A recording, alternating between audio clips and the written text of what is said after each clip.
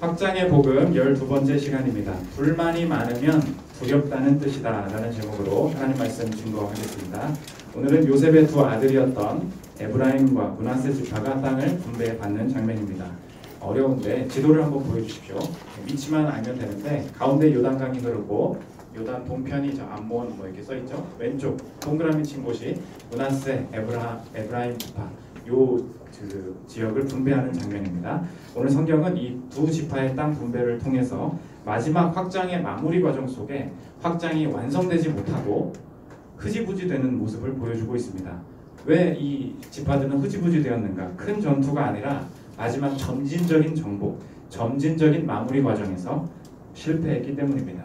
저와 여러분의 삶도 큰 시험에서 아무리 이기더라도 일상에서 지속되는 이 점진적인 성장의 과정, 마무리 과정을 신경 쓰지 않으면 공허하고 또 열매 없는 결과를 맞이할 수 있다는 것입니다. 오늘 하나님께서 저와 여러분의 삶에 점진적으로 일하신다는 게 도대체 무엇인지 살피는 시간 갖도록 하겠습니다. 세 가지로 나눠서 살피겠는데, 첫째로 확장의 점진성, 둘째로 확장의 불만, 마지막 셋째로 확장의 진노, 이 세 가지로 나눠서 살피도록 하겠습니다. 첫째로 살필 것은 확장의 점진성입니다. 이 이스라엘 백성들이 여리고를 무너뜨리고 또 아이성을 점령하는 일들은 단기간에 벌어지는 이벤트였고 큰 기적들이었습니다. 그런데 하나님은 확장의 마무리는 어떻게 될 것인가? 또 이벤트가 벌어지는 것이 아니라 점진적으로 일어날 것임을 점진적 과정을 통해서 마무리되어야 한다. 이것을 미리 약속을 해주셨습니다. 출애굽기 23장 30절 보십시오. 내가 번성하여 그 땅을 기업으로 얻을 때까지 내가 그들을 내 앞에서 조금씩 쫓아내리라. 조금씩 쫓아내신다. 하나님은 마지막 과정이 또 이 이벤트가 벌어지는 게 아니라 점진적인 과정을 통해서 완성될 것이다 보여주고 계십니다. 그러나 오늘 이스라엘 백성은 이 큰 이벤트가 다 끝나자마자 점진적인 과정에 대한 관심 이런 건 다 사라졌고 마지막 마무리를 포기하는 모습들을 보여주고 있습니다. 그래서 마지막 자녀 가나안 족속들이 쫓아내지 못하고 아예 둘러앉는 상황이 벌어졌습니다. 이 에브라임과 므낫세, 에브라임이 오늘 16장이고 므낫세가 17장인데 똑같이 기록이 나옵니다. 16장 10절과 17장 12절 보십시오. 그들이 게셀에 거주하는 가나안 족속을 쫓아내지 아니하였으므로 가나안 족속이 오늘까지 에브라임 가운데 거주하며 노역하는 종이 되니라. 이거 쫓아낼 생각 안 하고 마지막 마무리 안 했다는 거예요. 17장 보시면 므낫세 자손도 마찬가지입니다. 그러나 므낫세 자손이 그 성읍들의 주민을 쫓아내지 못하며 가나안 족속이 결심하고 그 땅에 거주하였더니, 이 조금씩 쫓아내게 하시는 일을 감당하지 않으니까 아예 이 가나안 족속들은 작정하고 니네랑 같이 살아도 되겠다, 안 나가기로 결심을 해버렸다는 것입니다. 오늘 성경은 우리가 실컷 하나님의 은혜를 받아놓고도 끝까지 확장의 은혜, 이 과정의 은혜를 감당하지 못하는 바람에 인생 전체를 망쳐버릴 수 있고 마지막 고 순종 못하는 바람에 풍요로움 전체를 빼앗길 수 있는 이 위험을 지적하고 있습니다. 그게 바로 점진적인 과정 속에서 하나님과 동행하지 않는 모습이라는 거예요. 저와 여러분이 이벤트가 엄청 강합니다. 오늘도 내일 그 승진 시험을 준비하는 자매님도 오늘 계신데 아주 오늘 기도에 작정하고 나왔어요. 내 이름 얘기해달래. 오늘 내가 이겨야 되는데. 우리 이런 거 되게 강해요. 이벤트에 강합니다. 취업 시즌이다. 자격증 딸 시즌이다. 마음이 저절로 가난해집니다. 기도하자. 결혼을 앞두고 있다. 이 회사 이거 보고 잘해야 된다. 그런데 취업한 다음에 점진적으로 일어나는 일들, 평범하게 내가 지금 학교 다니고 있는 일상들, 그 안에서는 하나님을 발견하지 못하고 둔감해지는 경우가 아주 많다는 것입니다. 그러면 질문이 들죠. 왜 하나님이 이렇게 멋있게 정복하게 하시지 점진적으로 내보내겠다고 하시는가? 이유가 있었습니다. 들짐승이 해할까봐. 이게 이유였어요. 출애굽기 23장 29절 보십시오. 그러나 그 땅이 황폐하게 되므로 들짐승이 번성하여 너희를 해할까 하여 1년 안에는 그들을 내 앞에서 쫓아내지 아니하고. 들짐승이 해한다는 게 무슨 말인가? 지금 적은 수로 하나님의 도우심으로 큰 가나안 족속들을 물리쳤어요. 그러니까 사이즈가 커지지가 않았습니다. 이스라엘 백성이. 그러니까 이 넓은 땅 전체를 관리할 수 있는, 농작물을 기르고 들짐승들 모두게 관리하고 사람이 살 수 있도록 관리할 수 있는 사이즈가 아직 안 됐다는 거예요. 그래서 너희들이 성장하는 것에 맞게 내가 점진적으로 정복하게 하겠다. 지금 관리할 수 있는 너희들의 능력이 없다. 주기 싫어서 그런 게 아니다. 하나님의 지혜가 다 있었다는 것입니다. 그런데 이벤트 이후에 이제 거기까지 사이즈업을 해야 되는데 그 과정 중에 이스라엘은 아예 성장 자체를 포기했다는 것입니다. 그래서 오늘 저와 여러분이 이 하나님의 점진적인 일하심에 대한 오해를 먼저 풀고 오늘 예배 시간에 하나님 앞에 예배해야 되는데 하나님이 왜 저번에 일했던 이벤트로 일해주지 않으세요? 하나님 확실히 보이는 왜 이 그 큰 기적으로 응답해주지 않으세요? 이럴 때는 언제나 하나님이 점진적으로 일하신다. 이때에는 언제나 이 점진성이 나의 성장, 나의 확장과 무조건 관련이 있다는 것입니다. 나의 무언가의 증가분, 하나님이 점진적으로 일하신다. 내 안에 내 삶에 무언가가 인크리즈 되고 있다. 증가하고 있다. 무조건 이 확신이 있어야 된다는 거예요. 오늘 23장 30절을 영어로 보시면 확실하게 드러나는데 읽어보겠습니다. 내가 번성하여 그 땅을 기업으로 얻을 때까지 내가 그들을 내 앞에서 조금씩 쫓아내리라. little by little이래요. 근데 왜 하나님이 little by little 일하시는가? 네가 성장하기 위해서 until 언제까지? You have increased. 네가 증가될 때까지. 왜 내가 little 일하는지 아느냐? 네가 성장하는 그 과정에 맞춰서 내가 이걸 괜히 움켜쥐고 있는 게 아니야. 너의 사이즈업을 위함이야. 이 약속이 있다는 것입니다. 그래서 기억하십시오. 저와 여러분의 일상에 큰 인크리스가 없는 시간, 큰 이벤트가 없는 시간에도 분명히 하나님께서는 내 성품인지 그게 경험인지 재정적인 것인지 그건 내가 잘 몰라요. 내 인맥인지. 그런데 하나님께서는 언제나 내 다음의 것들을 감당하도록 충분히 나를 키워가시는 과정 속에 점진적으로 일하신다는 것입니다. 그런데 그걸 인지하지 못하고 이 정교함, 탁월함, 큰 사이즈까지 내가 다가가지 못하다가 인생의 실수를 범한다는 거예요. 제가 학교 다닐 때 저희 학교 경영대학에 국제경영 가르치시는 이재혁 교수님이라고 계신데 아직도 제 뇌리에 남는 게 있어요. 국제경영이 뭐냐면 인터내셔널 비즈니스예요. 그러니까 한 기업이 전 세계를 상대로 비즈니스 할 때는 어떻게 해야 되는가 마지막 그분의 외침이 저는 아직도 기억나요. 국제경영에서 가장 중요한 게 뭔지 아냐? 한마디 문장으로 정했어요. Size is everything. 사이즈가 전부라는 거예요. 네가 혁신적인 아이디어가 있냐? 네가 뭘 제품을 개발했냐? 전 세계를 상대로 팔고 홍보할 수 있는 인력과 재정과 어떤 그 프로그램들, 그 조직들이 없으면 아무리 좋아도 아무 소용 없다는 거예요. 전 세계를 상대하고 싶느냐? Size is everything. 자꾸 무슨 작아도 이길 수 있다 그런 소리 하는데 웃기는 소리 하지 마라. 크기가 전부다. 커져야 된다. 이게 그 마지막 외침이었어요.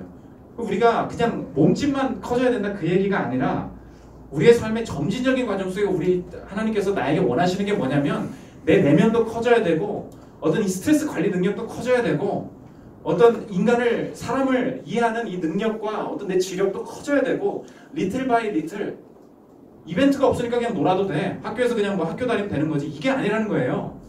월급 똑같은데 얼마 쥐꼬리만큼 오르는데 그 상황에서 점진적으로 하시는 일이 무조건 있다는 것입니다. 이 점진성에 관한 사회적인 실험이 있는데 되게 재밌는 책이에요. 재능은 어떻게 단련되는가 이런 책인데 요새 사회적으로도 이슈가 되잖아요. 재능 있는 사람이 성공하냐, 열심히 하면 성공하냐, 이런 이슈가 있지 않습니까? 둘 다 아니라는 거예요. 그럼 뭐가 비밀이냐? 재능도 중요하고 열심도 중요한데 더 중요한 건 따로 있다는 거예요. 이 책의 핵심은 그거예요. 신중하게 계획된 홀로 하는 연습. 그게 전부라는 거예요. 90년도에 베를린에서 독일 연구를 했는데 최고 바이올린 수재들이 모이는 곳에서 연구를 했어요. 최우수 집단, 우수 집단, 좀 그냥 그렇고 그런 집단. 왜 이 사람들의 재능이 차이가 나는가? 엄청나게 세밀하게 조사를 했는데 서베를린 음악 아카데미에 가서 다 모아봤어요. 자료를. 그런데 다 거의 다 8살에 시작하고 15살에 내가 음악가가 되어야겠다. 다 똑같아요. 바이올린을 1시간 10년 이상 했다. 다 똑같아요. 그러면 엄청 시간을 많이 썼겠지 보니까 일주일 동안에 한 평균이 51시간. 일주일 동안에 51시간에 열심히 안 하는 사람이 없다는 거예요. 다 똑같이 열심히 하는데 최우수, 우수, 보통 다 나눠지더라는 것입니다. 왜? 절대적인 시간 투자가 동일한데 우리 그냥 예전에 말콤 글래드웰 엄청 유행했잖아요. 1만 시간의 법칙. 그래서 3년 43시간씩 10년 하면 된다. 그래도 차이가 나더라는 거예요. 재능이냐 열심이냐 둘 다 아니라는 거예요. 들어보십시오. 학자들은 학생들에게 30가지 활동과 본인의 실력 향상 사이의 연관성 정도를 물었다. 학생들은 실력 향상의 가장 중요한 활동을 꽤 확신했다. 바로 혼자 하는 연습이었다. 모든 학생이 이 점을 인지하고 있었지만 실제 실행으로 옮기는 학생은 일부에 불과했다. 혼자 하는 연습의 중요성은 잘 알면서도 여기에 투자하는 시간의 양은 확연히 달랐다. 51시간으로 다 포장되어 있었던 거예요. 똑같이 연주회도 하고 클럽 활동도 하고 다 하더라는 거예요. 똑같이 바이올린인데 안에서 질이 차이가 났다는 것입니다. 최우수 집단과 우수 집단 학생들이 이 연습에 투자하는 시간은 평균 일주일에 24시간이었다. 반면 보통 집단의 학생들은 일주일에 9시간이었다. 다 바이올린 하고 있는데 학원 가서 어떻게 하고 친구들이랑 뭐 재미로 하고 그렇게 해서 52시간 대충 채웠다는 거예요. 그런데 똑같이 51시간을 하는데 그 점진성의 차이를 만들어냈던 것은 무엇인가? 혼자 하는 신중하게 계획된 연습. 여기서 차이를 나타냈더라는 거예요. 그럼 최우수와 우수는 왜 차이 나냐? 뒤에 나오는 얘기인데 누적된 시간, 거기서부터 점진된 그 신중하게 계획된 연습을 거기서 얼마나 많이 했는가, 거기서 차이가 나라라는 것입니다. 그래서 단순한 재능이나 단순한 열심이 아니라 대부분 내 인생의 마지막 차이, 그 직장 들어간 다음의 차이, 이벤트 끝난 다음의 차이는 어디서 나오냐? 이 점진성의 비밀. 내 인생에 어디서 점진성이 하나님께서 일하고 계신가? 이걸 못 따라온다는 거예요. 그 성품, 그 지혜, 그 실력 다 점진성이 있다는 것입니다. 인생이 지금 점진성의 원리라는 거예요. 오늘 성경은 단순히 지금 이런 자기개발적인 것을 멈추는 것이 아니라 이 시대에 저 여러분이 살고 있는 문화의 목소리가 얼마나 어리석고 한계가 있는지를 지금 보여주고 있는 건데 지금 저 여러분들이 지금 이걸 깨달아야 돼요. 지금 이걸 듣고 아 나도 열심히 연습해야 되겠구나 이게 아니라 성경이 말하는 본질이 이거구나 이걸 알아야 되는데 그게 뭐냐면 이 시대의 문화의 목소리는 하나님을 떠났을 때 자꾸 나한테 이렇게 얘기한다는 거예요. 점진성을 무시한 상태에서 내 가치를 바라보게 만든다는 거예요. 이게 이 시대 문화의 속임수라는 것입니다. 이 시대 문화는 저 여러분한테 어떻게 얘기하냐면 지금 네가 마음에 드는 게 뭐야? 이렇게 물어본다는 거예요. 지금 네 마음에 하고 싶은 게 뭐야? 지금 너 몇 점이야? 지금 너 실력이 어때? 지금 네 마음에 끌리는 게 뭐야? 이걸 자꾸 물어봐요. 그래서 지금 네가 하고 싶은 걸 못하는 건 불행한 삶이야. 네가 여유 있게 놀지 못하는 건 불행한 삶이야. 이렇게 이끌어 간다는 거예요. 잘 보십시오. 어떤 요소가 빠졌습니까? 점진성이 빠졌어요. 보세요. 지금 못하니까 어려운 거고 지금 하는 일에 답이 안 하니까 안 하면 되는 거고 지금 마음에 끌리는 거 하면 다 옳다는 거예요. 보이세요? 점진성을 전혀 고려하고 있지 않아요. 하나님이 지금 그 상황에서 뭘 지금 키워가고 계신지 인생에 굉장히 많은 영역이 있는데 성품도 있고 재물도 있고 인맥도 있고 어떤 내 인생에 쓴뿌리도 있고 중독도 있고 너무 많은 영역을 하나님께서 점진성을 통해서 다루시는데 너 지금 뭐가 끌려? 너 지금 하고 싶은 게 뭐야? 그거 못하고 있니? 그럼 불행한 거야. 하고 싶은 거 따라가. 점진성을 전혀 고려하지 않는다는 것입니다. 하나님은 언제나 말씀 속에서 내 삶에 점진적인 과정을 주시고 그 점진 속에 잘 보세요. 여러분이 하나님 뜻을 따라가다 보면 어느새 내 기질을 바꾸세요. 어느새 내가 끌렸던 것이 안 끌리게 하시고 중독을 벗어나게도 하시고 내 실력을 성장시키시도 하시고 다 점진성 속에 있다는 거예요.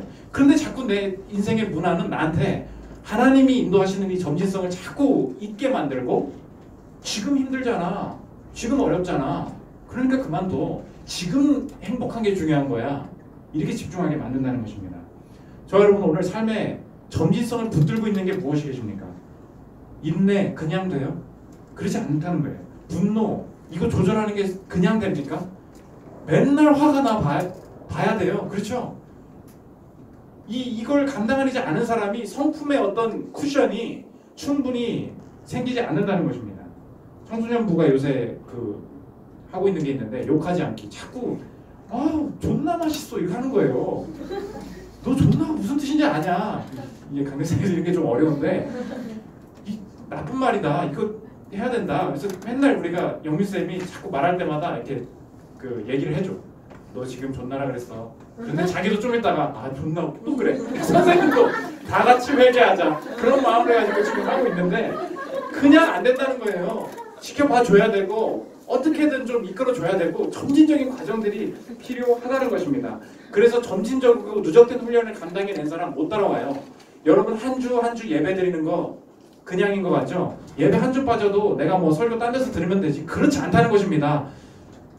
지금 우리 교회가 한 2년 반 됐는데 보세요. 내 세계관이 바뀌어요.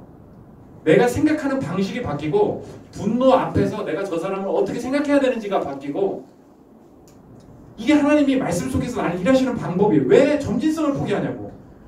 절대 그걸 포기해서는 안 된다는 것입니다. 우리 교회 그 현태 형제 있는데 우리 교회 처음 만났을 때 뭐 신민지 집사님이 전역하고 아들 나온다고 전역한다고 처음 만났을 때 무슨 이것저것 한다고 방황했어요. 뭐 무슨 컴퓨터 프로그램을 하고 뭐가 관심 있고 이것저것 우리도 모르죠. 저 사람을 모르니까 기도하는 거죠. 하나님께서 이끌어 주시기를. 우리는 그러면서 이벤트를 바라죠. 하나님께서 뭐 저 사람에게 뭔가를 뭐 대단한 기적을 일으켜 주셨으면 좋겠다. 근데 하나님께서 끌고 가신 게 뭐냐? 주방이야. 주방에 하나님이 안 보여요. 계속 한 게 뭐냐면 저랑 현수 전사님이랑 이렇게 신방하고 하면 너무 더워서 막 박차고 나가고 싶을 때도 있고 너무 힘들 때가 있대요. 그 탕수육 만드는데 하나님이 보이냐? 탕수육이 하나님이 어디 있어? 하나님 안 보여요. 그런데 이거 몇 개월 하다 보니까 이번에 청소년부 하는데 그 자기가 한 탕수육을 가져왔어요. 너무 맛있어. 거기 하나님이 계셔요. 이제 깨달은 거야. 아, 하나님이 계셨구나. 어디에 계셨나? 탕수육 안에 계신 게 아니고 점진성 속에 계셨구나. 내가 이걸 놓치고 있었구나. 하나님이 주방에 안 계시다고? 안 보이지. 탕수육에 뭐가 계셔? 안 보이지. 창호도 집에서 맨날 놀러가도 계속 뭐 썰라 뭐 해요. 또 니하고 계속해. 걔 점진성을 포기하면 안 된다고요. 하나님의 인도하심이 거기 있다는 것입니다. 저 여러분 그래서 하나님 앞에서 오늘 내 인생에 이벤트가 없다. 능력이 부족하다. 너무 일상이 지속된다. 하나님 내 인생에 지금 점진성을 가지고 나를 성장시키시는 영역이 무엇입니까? 제 영적인 눈을 열어주십시오. 단순히 돈이 아니라 내 성품과 내 지혜의 큰 성장이 거기서 나타난다는 것입니다. 이벤트 없어도 끝까지 그것 자리에서 훈련하는 겸손함이 있어야 된다는 거예요. 두 번째 살필 것은 확장의 불만인데 이 점진성을 무시하고 오늘 얘기가 그거예요. 현재 상황을 보면서 우리가 불만을 가지고 이 확장의 기회를 잃어버리는 경우가 많은데 지금 요셉 지파가 그렇다는 것입니다. 요셉 지파를 통해서 성경의 메시지가 뭐냐면 두 가지 마음을 점진성 속에 경계해야 된다는 거예요. 첫 번째 거짓된 정체성 이거 조심해야 되고 두 번째 거짓된 두려움 이거 조심해야 된다는 거예요. 첫 번째 살필 게 거짓된 정체성입니다. 오늘 사이즈가 커졌음에도 하나님이 이끄시는 이 점진적인 확장의 과정의 마무리에 동참하지 않는 이 요셉 지파가 기록되어 있는데 왜 마지막 이렇게 하나님께서 키워주셨는데도 마지막 성장을 하지 않는가? 잘못된 정체성이 자신을 사로잡았다는 거예요. 지금 요셉 지파가 엄청 커졌거든요. 마지막에 저거 정복해야지 하니까 뭐라 그러냐면 야, 이 땅 너무 싫어. 너무 좁아. 아, 나 여기 있기 싫어. 하나님께서 주신 건데 이 말을 하고 있습니다. 14절 보십시오. 요셉 자손이 여호수아에게 말하여 이르되 여호와께서 지금까지 내게 복을 주심으로 내가 큰 민족이 되었거늘 이게 정체성이라는 거예요. 당신이 나의 기업을 위하여 한 제비 한 분깃으로만 내게 주심은 어찌함이니까 하니 영어 보면 numerous people 내가 큰 놈 되었다는 거예요. 나 이제 사이즈 크다는 거예요. 근데 지금 속인 게 자기가 속고 있는 게 뭐냐면 거짓된 정체성. 나 사람 많은 지파가 되었는데 고작 이 땅 주시는 게 뭡니까? 이제 내가 하나님께 땅을 받는 존재가 아니라 나는 큰 존재고 그게 기반이 된 거예요. 큰 존재인데 하나님이 주신 게 이게 안 맞아 보이는 거예요. 그 내가 큰 존재다라는 기반으로 내 땅을 바라보니까 불만이 시작된다는 것입니다.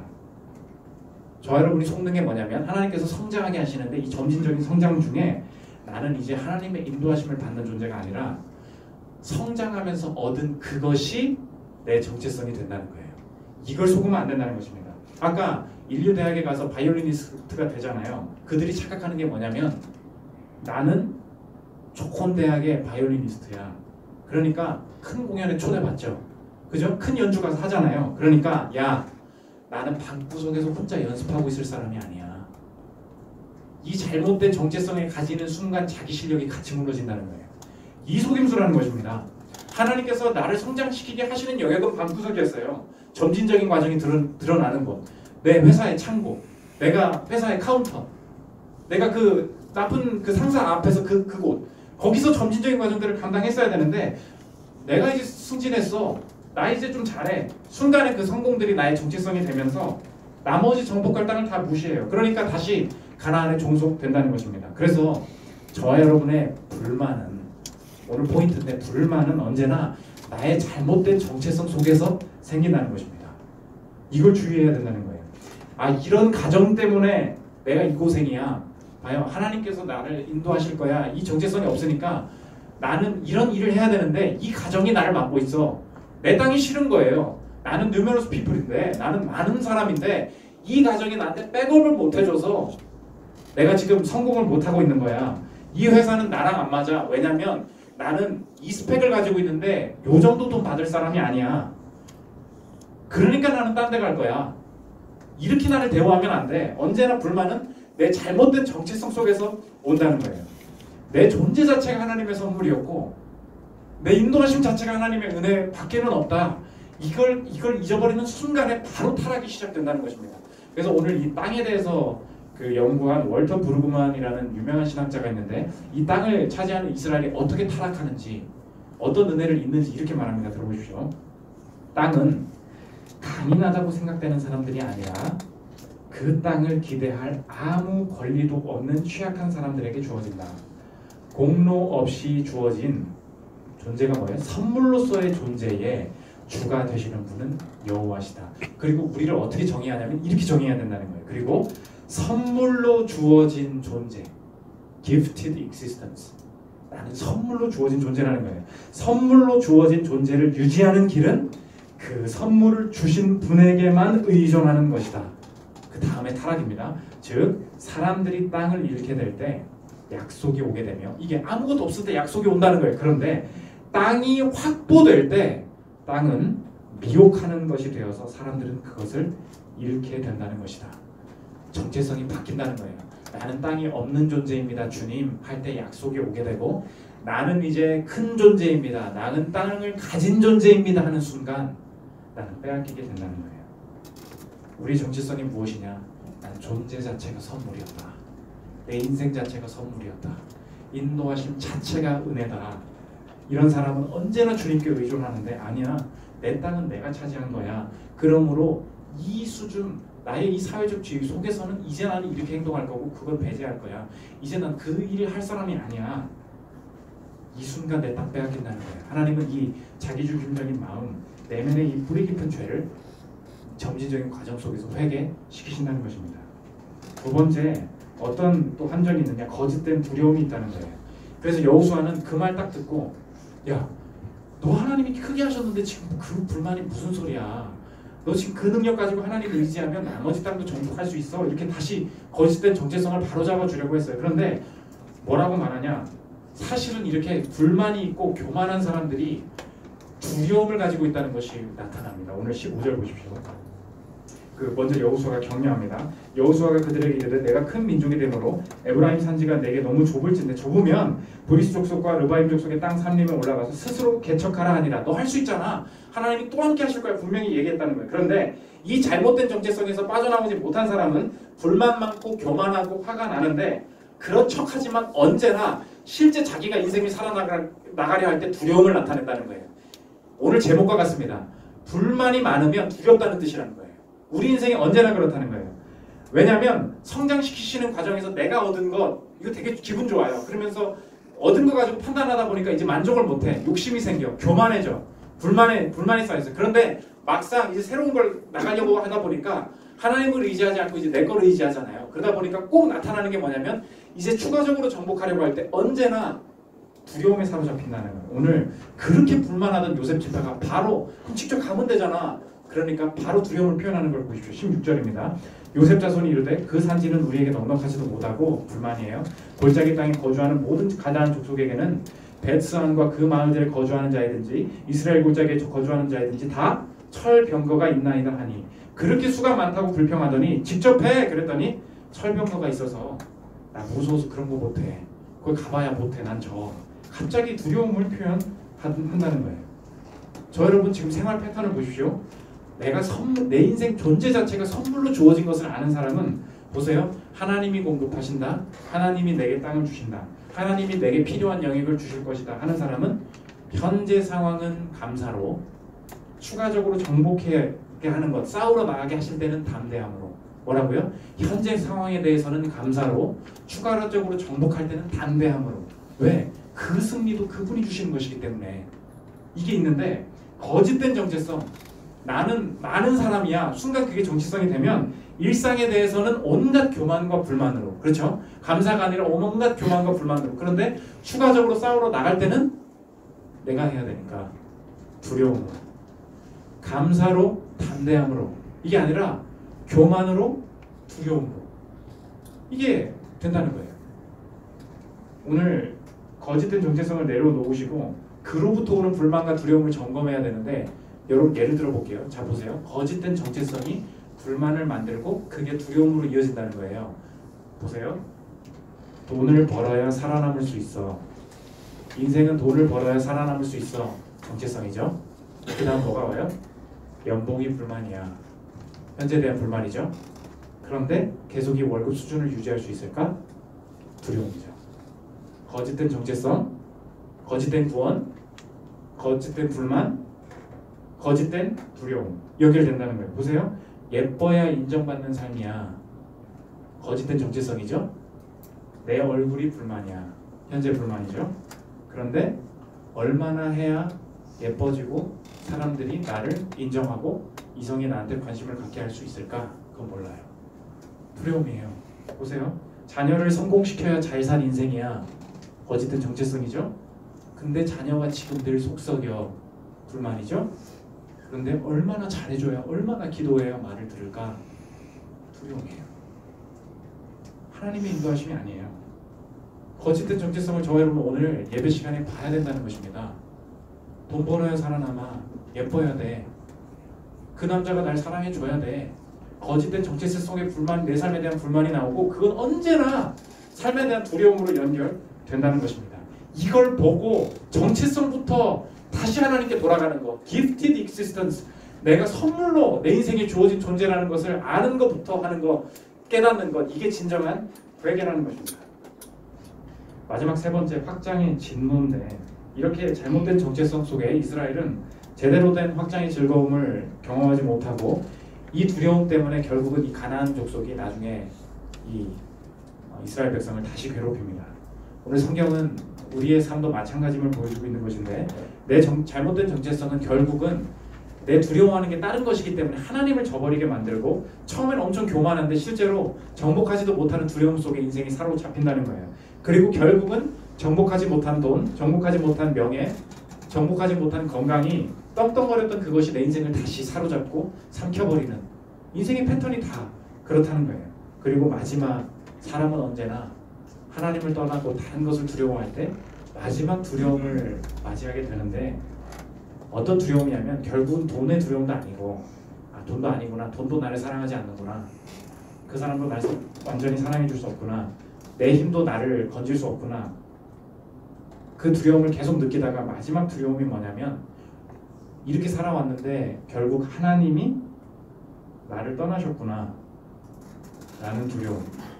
이게 하나님을 두려워하지 않고 이 땅의 것들을 두려워할 때 그 사람들이 경험하는 마지막 두려움이 뭐냐면 하나님에 대한 두려움이 인생에 찾아온다는 것입니다. 결국은 하나님이 내 인생에 영원히 떠나실 수도 있는 거구나, 이 질문이 든다는 거예요. 성경은 그래서 교만한 척 하면서도 이 땅의 것들을 두려워해서 하나님을 두려워하지 않았던 사람들이 결국 마지막에 더 큰 두려움, 하나님 앞에서 어떻게 두려워하는지, 하나님 앞에서 어떻게 심판을 받는지 계시록에 이렇게 기록되어 있습니다. 6장 15절부터 17절을 보십시오.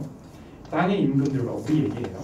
땅의 임금들과 왕족들과 장군들과 부자들과 강한 자들과 모든 종과 자유인이 굴과 산들의 바위 틈에 숨어 산들과 바위에게 말한다는 거예요.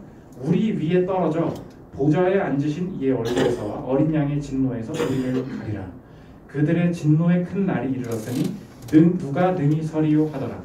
지금 이 사람들이 바위에 숨어서 뭐라 그러냐면 산과 바위한테 말하는 거예요. 우리 위로 떨어져가, 그 뜻이에요. 우리 위로 떨어져 달라. Fall on us, 그렇게 돼 있어요.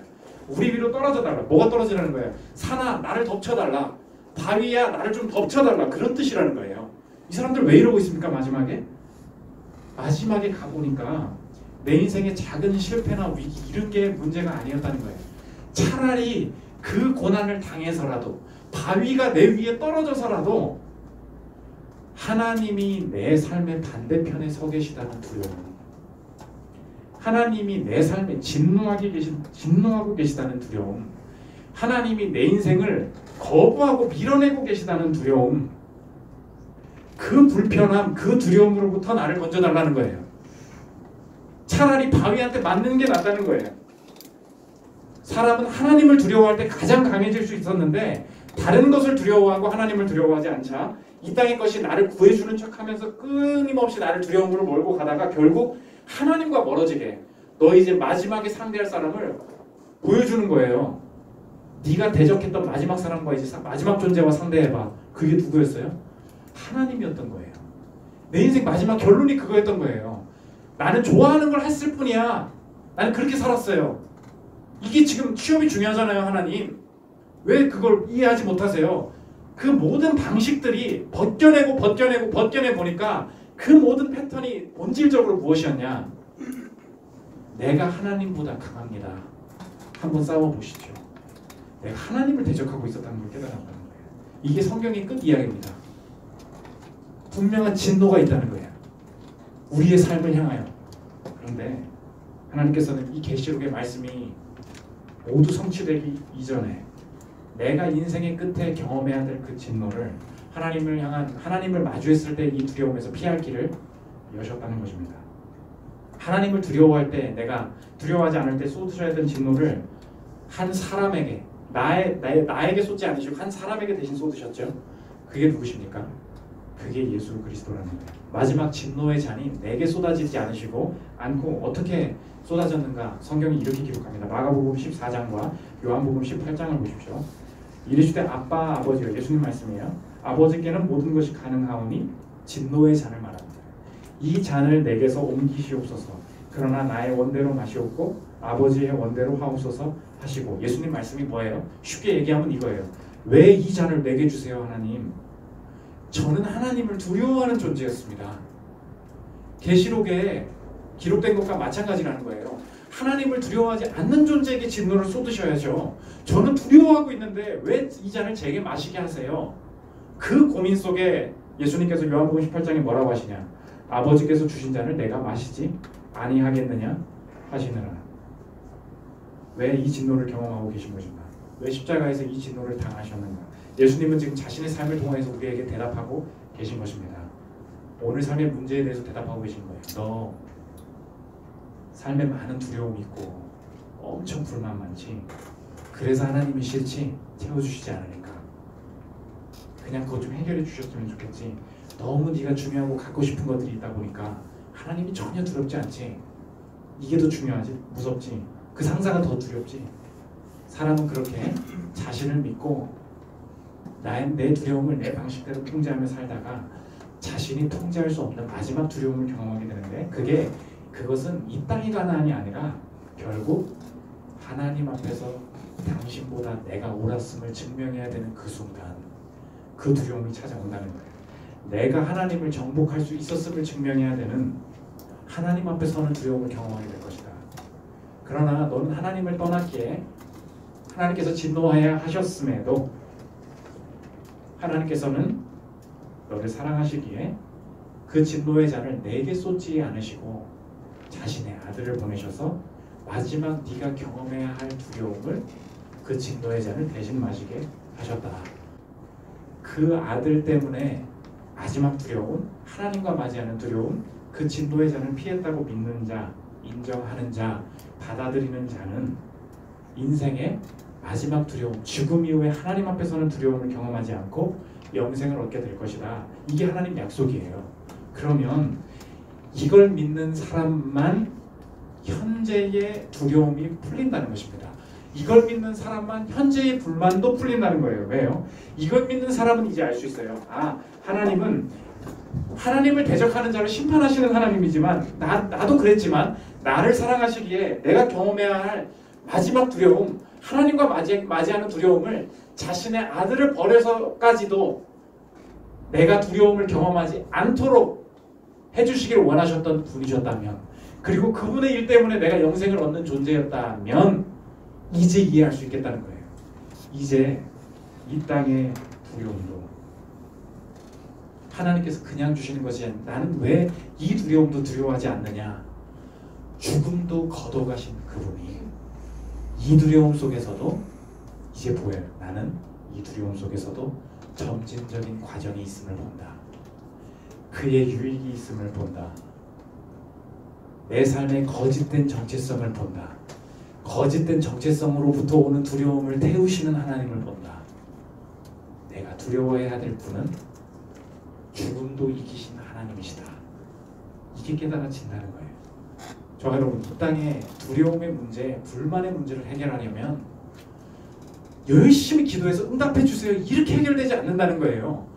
두려움 속에 그걸 봐야 된다는 거예요. 내 거짓된 정체성이 얼마나 다른 걸 두려워하고 있고 하나님을 대적하고 있는지, 그리고 이 대적함에도 불구하고 그의 사랑이 얼마나 커서 아들을 보내심으로 죽음까지도 해결하셔서 두려움을 막으시기를 원했던 그 하나님의 사랑이 얼마나 컸는지를 내가 볼 때에만 그가 그 두려움을 자기의 몸으로 막아내셨던 그분이라면 지금 내 삶의 두려움이 내가 이제 그 사람 두려워하지 않는다.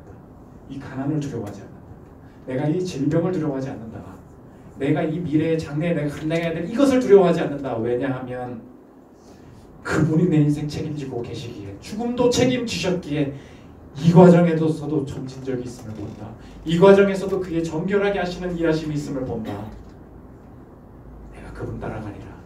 이 다짐이 가능하게 된다는 것입니다. 저 여러분, 오늘 모든 이 땅이 주는 잘못된 정체성에서 벗어나서 영원을 소유할 뿐만 아니라 예수와 함께 동행함으로 이 점진성 속에서 마지막 아름다운 확장까지 내 인생을 끝까지 밀고 나가시는 이 성장의 사람들이 되시기를 기도합니다.